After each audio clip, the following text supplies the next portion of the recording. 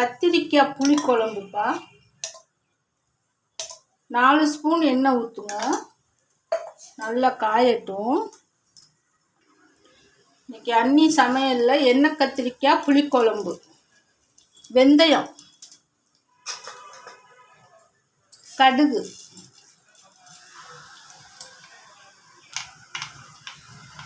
நல்லா வெடிக்குதுப்பா.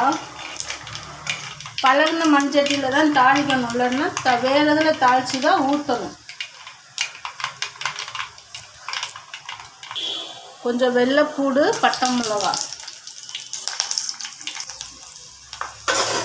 வெங்காயம், தக்காளி,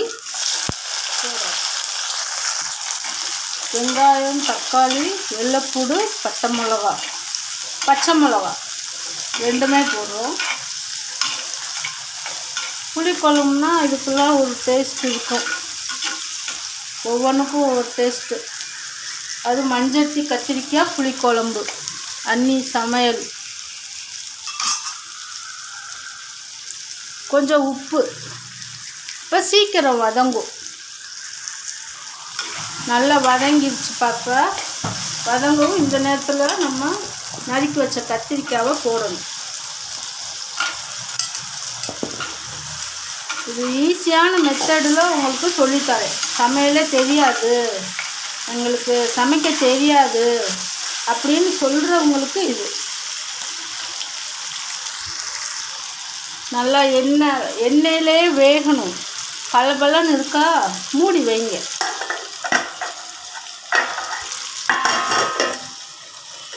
தட்டு பத்தலை.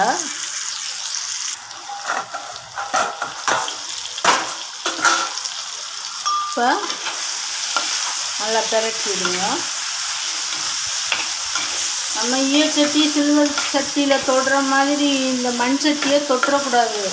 நம்ம தோல் சட்டியிலே ஒட்டிக்கிறோம். அப்படியே துணி இல்லாமல், கைப்பிடி துணி இல்லாமல் செய்யாதுங்க. இப்போ கொஞ்சம் உப்பு போட்டு 5 நிமிஷம் கழிச்சு அந்த பாதி கத்திரிக்காய் வதங்கினதுக்கப்புறம் உப்பு போட்டு வதக்கணும்.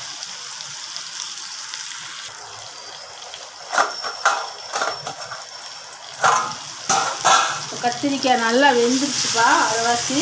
இப்போ நம்ம எடுத்து வச்சுருக்க மசாலா பொடி 5 ஸ்பூன் மல்லித்தூள், எல்லாம் கலந்த தூள், 1.5 ஸ்பூன் மிளகாய்த்தூள். இதை ஒரு வதக்கு.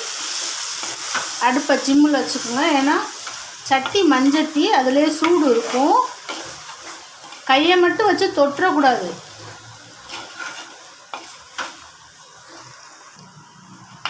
நல்லா இந்த மசாலா இந்த கத்திரிக்காய்க்குள்ளே இறங்கட்டும். இறங்கிடுச்சு. புளியை ஊற்றுறோம். கொஞ்சம் நிப்பாட்டிக்குவோம். தீயை கூட்டி வச்சுக்கணும்.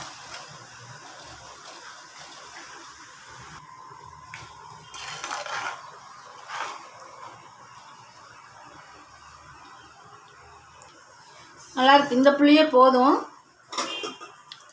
நான் என்ன செய்வேன், இந்த மிச்ச புளியெல்லாம் இதை ரசமாக்கிடுவேன். இல்லை ஒரு டப்பாவில் வச்சு ஃப்ரிட்ஜில் வைப்பேன். மறுநாள் யூஸ் பண்ணிக்குவேன்.